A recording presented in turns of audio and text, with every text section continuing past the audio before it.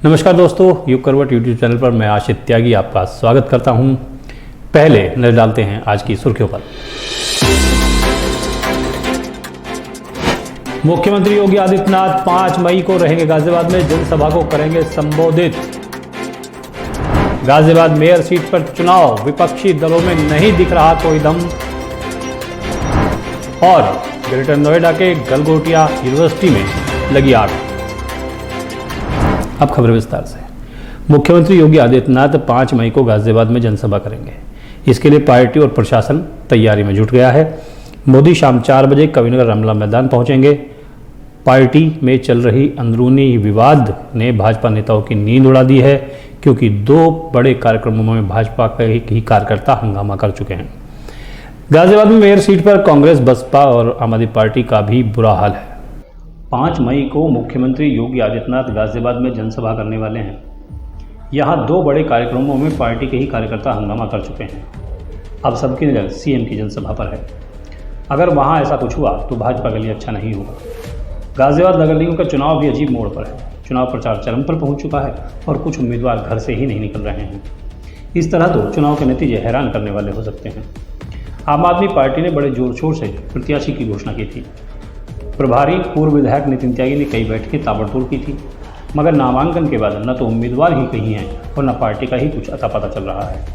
यही हाल बहुजन समाज पार्टी का भी है। बहुजन समाज पार्टी ने भी जब प्रत्याशी की घोषणा की थी तो बड़े बड़े दावे किए थे, मगर अब वो दावे कागजी महसूस हो रहे हैं। बसपा के मेयर उम्मीदवार का कार्यालय तकरीबन सूना पड़ा रहता है। उम्मीदवार ने अभी तक पार्षद प्रत्याशियों से मुलाकात तक नहीं की है, ऐसा भी सुनने में आता है। नगर पालिका चेयरमैन प्रत्याशी मेयर उम्मीदवार से बेहतर चुनाव लड़ रहे हैं। इसकी बानगी डासना में देखी जा सकती है। डासना में बसपा उम्मीदवार ने चुनाव प्रचार में धूम मचा रखी है। डासना में कार्यकर्ताओं की बड़ी फौज होने के बाद भी भाजपा का चुनाव उठता हुआ नहीं दिख रहा है। मेयर सीट पर कांग्रेस का भी हाल अच्छा नहीं है। जिस तरह से कांग्रेस के नेताओं ने मेयर के चुनाव कार्यालय के उद्घाटन कार्यक्रम से दूरी बनाई, उससे अच्छा संदेश नहीं गया। चुनाव प्रबंधन कमेटी तो बना ली गई है, मगर अव्यवस्थाओं को दूर करने के प्रयास नहीं किए जा रहे हैं। कांग्रेस के कार्यकर्ताओं में जोश तो है, मगर मेयर उम्मीदवार की उदासीनता उनको कुछ करने नहीं दे रही है। गाजियाबाद मेयर चुनाव में विपक्ष को जिस मजबूती से चुनाव लड़ना चाहिए था, वैसा नहीं हो रहा है। सवाल उठने लगे हैं कि क्या विपक्ष बिना संघर्ष के ही हथियार डालने जा रहा है। भाजपा की सबसे बड़ी परेशानी उसके बागी हैं, जिनको मनाने में भाजपा नेताओं के पसीने छूटे पड़े हैं। भाजपा कार्यकर्ताओं की नाराजगी दूर हो ही नहीं पा रही। नगर निगम के पिछले कारनामे भी भाजपा के गले की फांस बने हुए हैं। 5 मई को सीएम योगी की जनसभा है। प्रदेश अध्यक्ष और प्रभारी के सामने हंगामा हो चुका है। अब सीएम के कार्यक्रम में कोई ऊंच नीच होने का डर पार्टी को है। अगर ऐसा कुछ हुआ तो भाजपा के चुनाव पर बहुत बुरा असर पड़ेगा। ब्यूरो रिपोर्ट, युग करवट। ग्रेटर नोएडा के गलगोटिया यूनिवर्सिटी कैंपस में आग लग गई। आग वहां के फूड कोर्ट में लगी। इसे बुझाने में दमकल की 3 गाड़ियों को कई घंटे मशक्कत करनी पड़ी। अच्छी बात यह है कि यहाँ कोई जनहानि नहीं हुई है। ग्रेटर नोएडा के दनकौर थाना क्षेत्र में स्थित गलगोटिया यूनिवर्सिटी के फूड कोर्ट में आग लग गई। इस आग ने पूरे फूड कोर्ट को अपने चपेट में ले लिया। सूचना मिलने पर मौके पर पहुंची फायर ब्रिगेड की 3 गाड़ियों ने आग पर काबू पाया। इस अग्निकांड में किसी के घायल होने या जनहानि होने की सूचना नहीं है। फायर ब्रिगेड की टीम आग लगने के कारणों की जांच कर रही है। आग की तेज लपटों के बीच घिरा गलगोटिया यूनिवर्सिटी के मुख्य भवन के बाहर बना हुआ फूड कोर्ट है। Chief fire officer Pradeep Kumar ने बताया कि आग की सूचना मिलते ही 3 गाड़ियों को मौके पर भेज दिया गया था। गाड़ियां जब मौके पर पहुंची उस समय पूरे फूड कोर्ट को आग ने अपनी चपेट में ले लिया था। फायर सर्विस ने बड़ी मशक्कत के बाद आग पर काबू पाया। ब्यूरो रिपोर्ट, युग करवट। गाजियाबाद के हिंदी भवन में आयकर विभाग, यशोदा फाउंडेशन और यशोदा अस्पताल कौशाम्बी ने सांस्कृतिक संध्या का आयोजन किया। इसमें उस्ताद मशहूर अली खान ने प्रस्तुति दी। लोगों ने उसे पसंद किया और सराहा भी।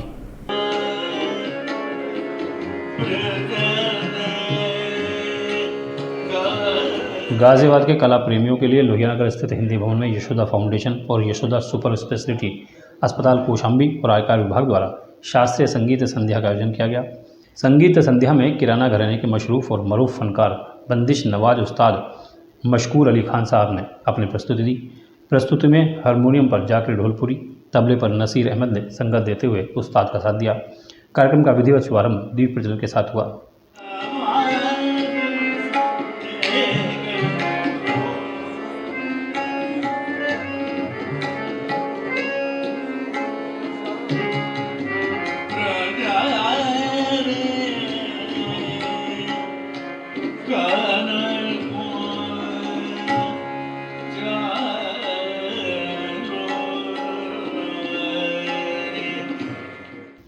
कार्यक्रम में सांसद अनिल अग्रवाल, राज्य मंत्री नरेंद्र कश्यप, विधायक अतुल गर्ग, यशोदा अस्पताल के सीएमडी और फाउंडेशन के प्रबंधक डॉक्टर प्रिया अरोड़ा शामिल रहे।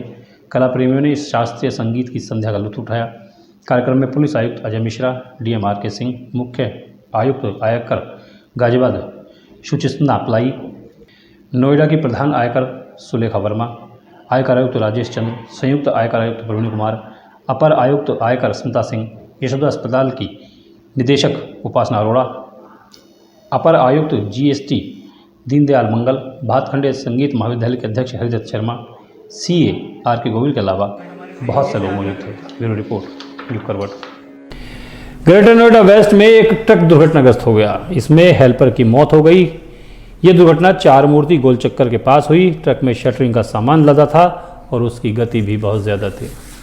ग्रेटर नोएडा वेस्ट स्थित चार मूर्ति गोल चक्कर पर बिल्डिंग मटेरियल का सामान लेकर जा रहा ट्रक अनियंत्रित होकर पलट गया। ट्रक पर बिल्डिंग का मटेरियल और शटरिंग लदी हुई थी जो सड़क पर बिखर गई।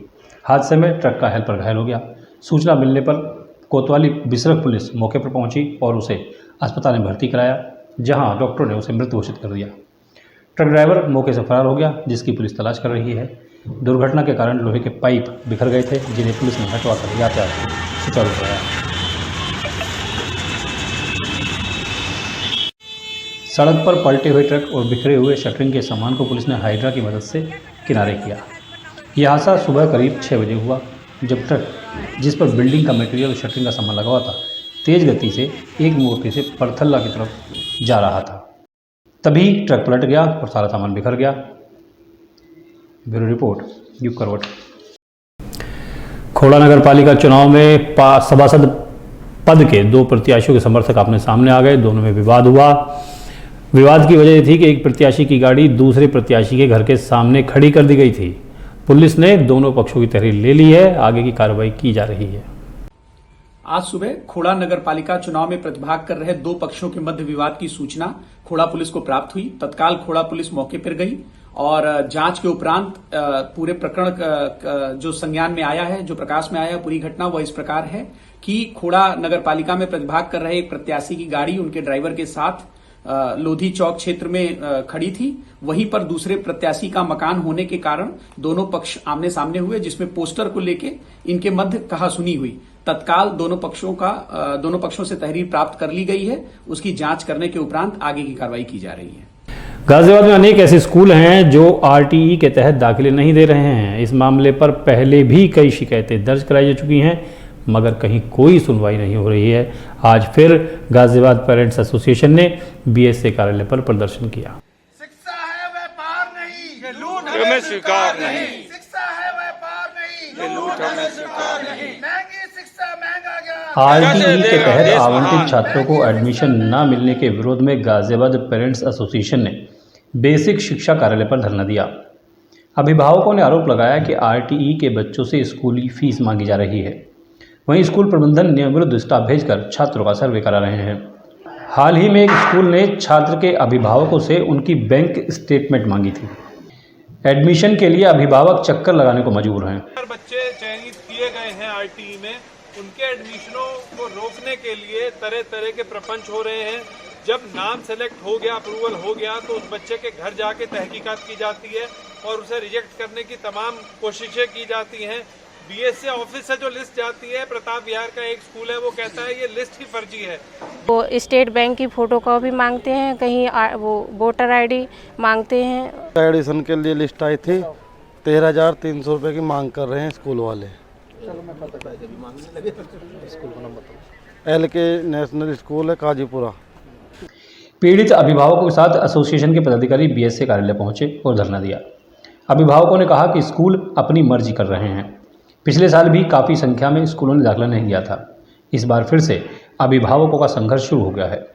हालांकि अधिकारी चुनावी ड्यूटी में व्यस्त हैं, जिस पर एडीएम विनय कुमार ने अभिभावकों को आश्वासन दिया है कि चयनित छात्रों का दाखिला जल्द कराया जाएगा।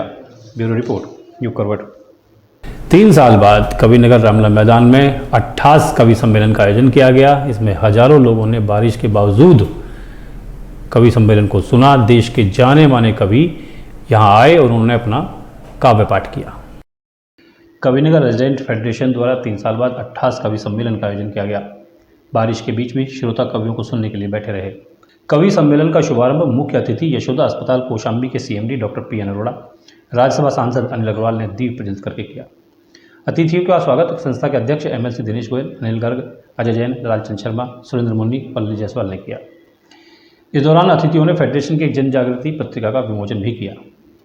न राधा सा न मीरा सा विरह मंजूर है मुझको, बनूं मैं रुक्मणी तेरी तू मेरा शाम हो जाए को काफ़ी दाद मिली। इसके अलावा पहले भाव पूछते हैं मीठे अमरूद का, फिर अमरूदों पर नमक लगवाते हैं जैसी कविताएं भी यहाँ सुनाई गईं। शारदे वरदे सजा दे राग वीणा वादिनी, शारदे वरदे सजा दे राग वीणा वादिनी। कानून के जानकारों ने ये बात कही, कानून के जानकारों ने टिप्पणी कही कि कानून की हत्या हो गई है। साहब, कानून की हत्या 22 साल पहले नहीं हुई थी। जब जिस व्यक्ति की हत्या हुई उस अतीक अहमद को जमानत याचिका पे सुनवाई करने में 10 जज भाग गए, एक ने भी सुनवाई का आदेश नहीं दिया, तब इस देश में कानून की हत्या नहीं हुई। अगर कानून वालों में ताकत थी तो डंके की चोट पर जमानत याचिका को खारिज करके दिखाते, तब मैं मानता कानून इस देश में जिंदा है। वीरों की विधवाओं को तालियां उठे कि तुमने 10-10 लाख दिए हैं वीरों की विधवाओं को, सोचा कीमत लौटा दी है वीर प्रसूता माओं को, तो लो मैं 20 लाख देता हूँ, लो मैं 20 लाख देता हूँ तुम किस्मत के हेटों को। हिम्मत है तो लड़ने भेजे मंत्री अपने बेटों को, हिम्मत है। कुछ और कविताओं को भी पसंद किया गया, जिनमें यूं शेरों की मान से आकर डर फैलाने की, गीदड़ की औकात कहाँ थी आग दिखाने की, यदि अफजल को लाल किले पर हमने टांग दिया होता, किस कसाब में हिम्मत थी भारत आने की, को भी पसंद किया गया। कवि सम्मेलन का संचालन कर रहे कवि सौरभ जैन सुमन ने बताया कि आग के बवंडर आकाश लोग घुमड़ रहे, घरन घरन घेर घेर न घूम घूम, इसको भी सराहना मिली। ब्यूरो रिपोर्ट, युग करवट। आपराधिक मामलों में सजा पाने के बाद जनप्रतिनिधि होने का दर्जा खोने वालों की संख्या उत्तर प्रदेश में बढ़ती जा रही है। ताज़ा मामला बसपा सांसद अफजाल का है, जिसे अदालत ने 4 साल की सजा सुनाई है। मुकदमों में दोष सिद्ध होने पर सांसदी और विधायकी गंवाने वाले जनप्रतिनिधियों की संख्या उत्तर प्रदेश में रोजाना बढ़ रही है।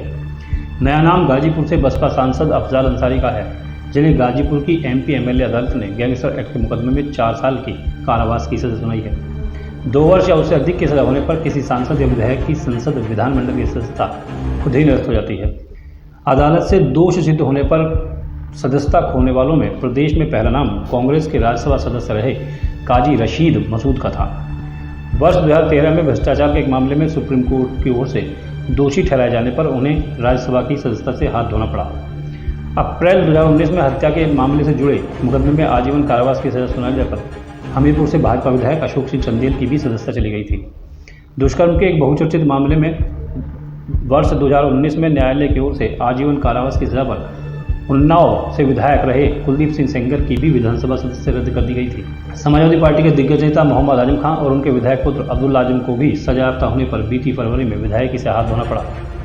आजम और उनके पुत्र को 15 साल पहले मुरादाबाद में यातायात अवरुद्ध करने के मामले में 2 साल की सजा सुनाई गई थी। 18वीं विधानसभा के चुनाव में आजम रामपुर से और अब्दुल असवार सीट से विधायक निर्वाचित हुए थे। अयोध्या की गोसाईगंज सीट से भाजपा विधायक इंद्र प्रताप तिवारी उर्फ खब्बू तिवारी को दिसंबर 2021 में फर्जी अंकपत्र के मामले में एमपी एमएलए कोर्ट ने दोषी ठहराया था। तिवारी को भी विधानसभा की सदस्यता के लिए अयोग्य घोषित कर दिया गया था। बहुचर्चित मुजफ्फरनगर दंगे में जुड़े मुकदमे में अदालत की ओर से दोष सिद्ध करार होने पर खतौली के भाजपा विधायक विक्रम सिंह सैनी की भी सदस्यता गई थी। ब्यूरो रिपोर्ट, युग करवट। अधिकारियों की राष्ट्रीय सदस्यता के बाद अब उत्तर प्रदेश आईएएस एसोसिएशन ने भी बिहार सरकार के आदेश का विरोध किया है। बिहार सरकार ने एक डीएम की हत्या के आरोपी को जेल से रिहा करने के आदेश दिए थे। उत्तर प्रदेश आईएएस एसोसिएशन ने पुनर्विचार करके इस आदेश को वापस लेने की मांग की है। Indian civil and administrative service association के बाद अब उत्तर प्रदेश आईएएस एसोसिएशन ने भी गोपालगंज के तत्कालीन जिलाधिकारी जी कृष्णैया की हत्या के दोषी आनंद मोहन की रिहाई का विरोध किया है। आईएएस एसोसिएशन ने गोपालगंज के पूर्व डीएम की हत्या के दोषियों को रिहा करने के बिहार सरकार के फैसले पर आपत्ति जताई है और इस पर पुनर्विचार करके वापस लेने की बात कही है। IAS एसोसिएशन ने कहा कि सरकार की इस तरह की कार्रवाई से अधिकारियों और सिविल सेवकों के मनोबल पर प्रतिकूल प्रभाव पड़ेगा। एक अधिकारी देश की ईमानदारी और निष्ठा से सेवा करने के लिए संविधान की शपथ लेता है, वह सरकार के आदेश के अनुसार ही ड्यूटी करता है। अगर ऐसे में किसी अधिकारी पर हमला होता है तो भारत के संविधान और राज्य की अवधारणा और कार्यप्रणाली को खुली चुनौती है। बिहार सरकार ने 24 अप्रैल को पूर्व सांसद आनंद मोहन सहित 27 कैदियों की रिहाई की सूचना जारी की थी। ब्यूरो रिपोर्ट, युग करवट। तो आज के लिए बस इतना ही। राजनीति से जुड़ी गाजियाबाद की और आसपास के क्षेत्र की तमाम खबरें, खासकर चुनाव को लेकर जो कवरेज है, उसके लिए देखते रहिए युग करवट यूट्यूब चैनल और विस्तृत रूप से जानकारी के लिए पढ़िए युग करवट समाचार पत्र। युग करवट यूट्यूब चैनल को सब्सक्राइब करें, वीडियो को लाइक करें और शेयर जरूर करें। नमस्कार।